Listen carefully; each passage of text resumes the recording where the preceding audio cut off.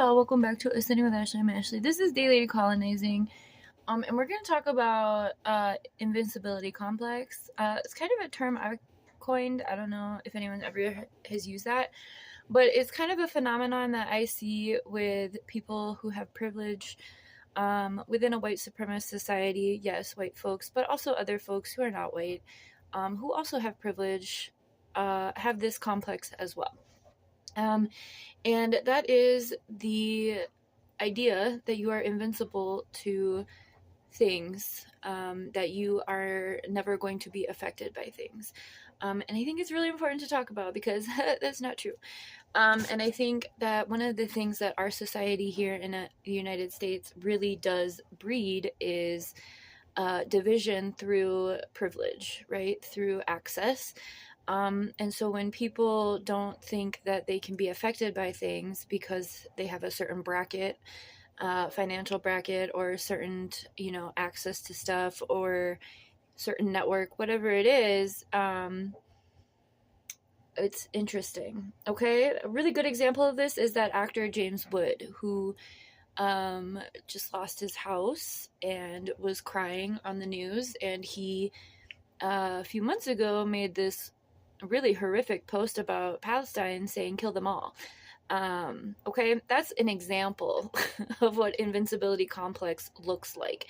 I think that one of the things that I had to decolonize, I went through this too as a white person. I decolonized from this idea when I got incarcerated back in 2009. I did the same shit. I was belligerent about how I don't belong here in prison, or well, I wasn't in prison, but in a mental institution, in a locked facility, right?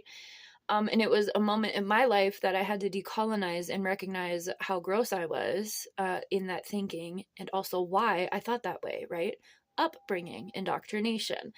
Not to say that we're alleviating individual responsibility on the topic, but this society does exist to make people feel like that, right? So I think especially with the ways in which we're seeing Los Angeles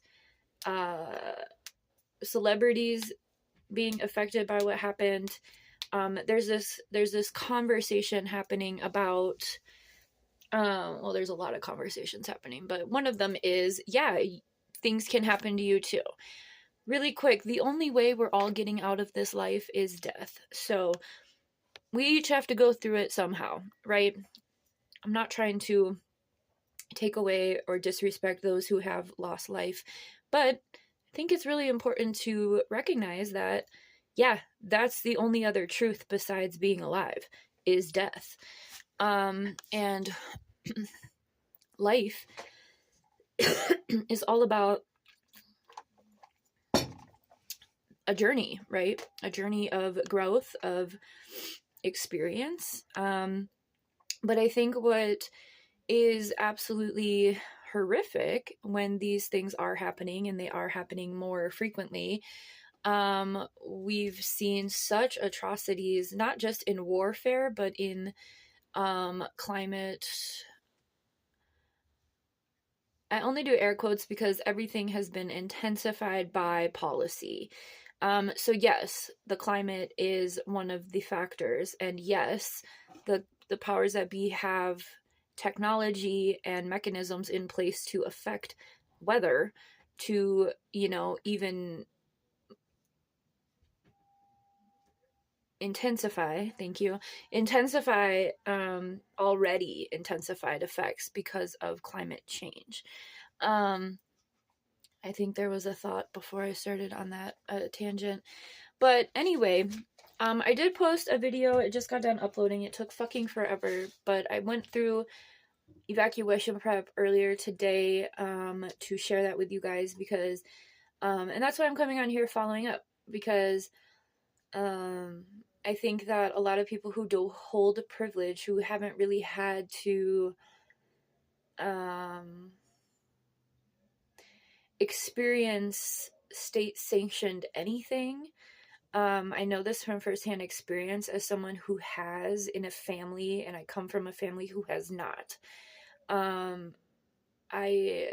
know I know how infuriating it is to have conversations with people who don't think that they can be affected by anything because they have a certain amount of money in their bank account. Point blank, period. That's the family I come from.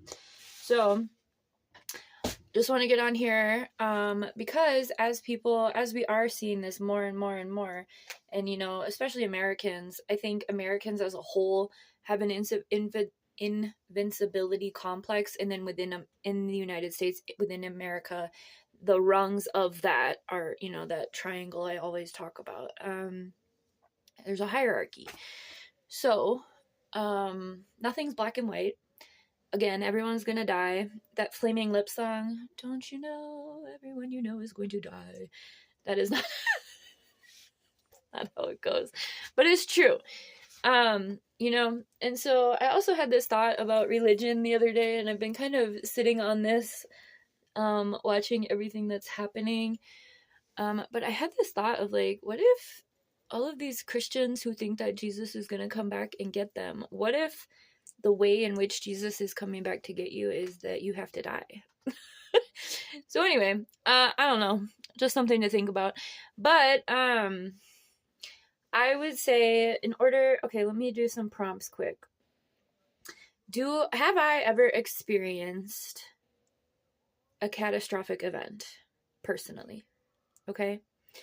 Do I know anyone who has been the victim of a catastrophic event? Okay, we're talking warfare, we're talking climate, we're talking whatever. All right, shooter situation, some sort of catastrophe, even a car accident, cancer, health related, whatever have you ever experienced this? Have you known people who have ever experienced this? Okay, those are the two prompts to really start with the decolonizing of your own invincibility complex. I think, especially as we continue to see the militarization of everything and, cop cities and stuff, I think it's really important for people to understand that, yeah, you are going to be impacted by these things too.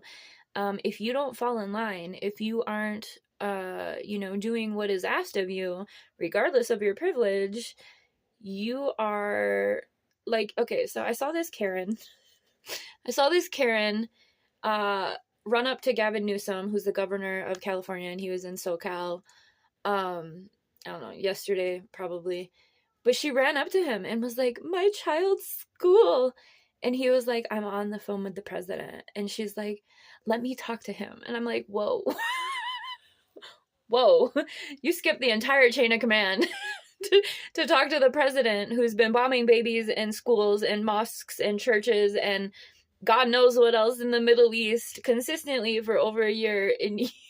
And now you're upset. That's one of the conversations. I'm not saying, karma, but I am saying karma. If you are a person who consistently thinks that you are untouchable by a system that does not give a fuck about you, but you somehow think that you are the bee's knees within that system because, again, you have a certain amount of money in your bank account, your mobility isn't tracked the way others are. I want you to take a step back and be like, whoa, am I the douche here? Okay, again, I've been through this. It's not easy. And it's also not something that you do once. I feel like anytime an event happens, you can reevaluate your invincibility complex in that moment, right? What would I do in this situation? You can have empathy, right? If that happened to me, how would I handle it? Would I want people to be, how would I want people to treat me in that situation? Am I treating people that way as they're going through something?